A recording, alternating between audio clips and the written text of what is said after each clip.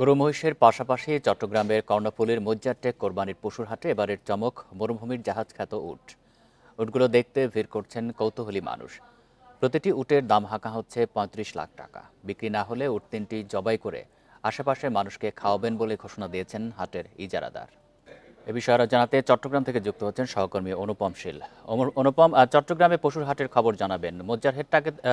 মজ্জারটেক হাটে তো বড় গরুর প্রতি এক ধরনের আকর্ষণ থাকে মানুষের। এবার বড় গরুর চাহিদা কেমন? আর এবার তো উটও উঠেছে, সেগুলো দাম কেমন চাওয়া হচ্ছে?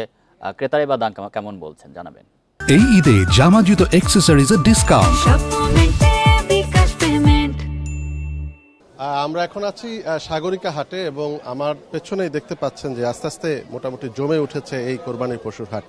এবং আমরা এখানে এসে যেটা দেখছি, এখন পর্যন্ত বিক্রেতা বা ক্রেতাদের সাথে কথা বলে যেটি বোঝা যাচ্ছে যে বড় গরুর এখনো পর্যন্ত কেনা বেচা বা একটু কম, অর্থাৎ এখনো মাঝারি বা এই ছোট আকারের গরুই বেশি বিক্রি হচ্ছে।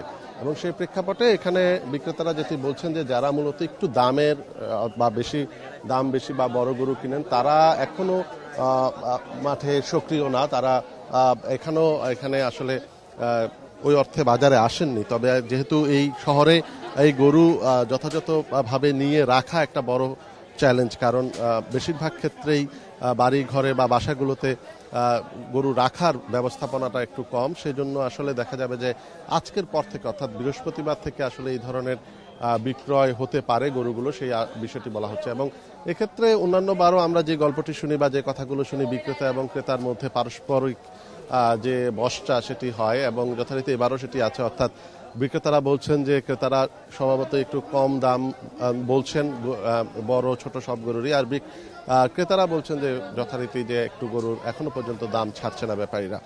চট্টগ্রামে কিন্তু এই আমরা যে হাটটিতে আছি এটি একটি স্থায়ী হাট। এছাড়াও চট্টগ্রামে আরও বেশ কয়েকটি স্থায়ী হাট, বিশেষ করে বিবিধ হাট, স্থায়ী হাটে গরু বেচাকেনা, কোরবানি পশু বেচাকেনা হচ্ছে। পাশাপাশি আমরা এর বাইরে অনেকগুলো অস্থায়ী হাট বসেছে এবং সেই অস্থায়ী হাটগুলোতেও আস্তে আস্তে কেনা বেচা জমে উঠেছে।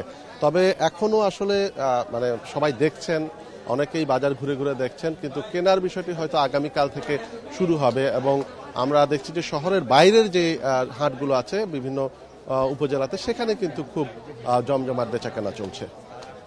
অনুপম, আপনি থাকবেন আমাদের সাথে। আমরা এবার একটু শেরপুরের খবর জানবো। সেখান থেকে যুক্ত আছেন সহকর্মী মেরাজউদ্দিন। মেরাজউদ্দিন, শেরপুরে পশুর হাট কতটা জমে উঠেছে? দাম নিয়ে ক্রেতা বিক্রেতারা কি বলছেন? আমরা মেরাজের সাথে এই মুহূর্তে সংযোগটি স্থাপন করতে পারিনি। আমাদের সাথে যুক্ত ছিলেন সহকর্মী অনুপম শীল।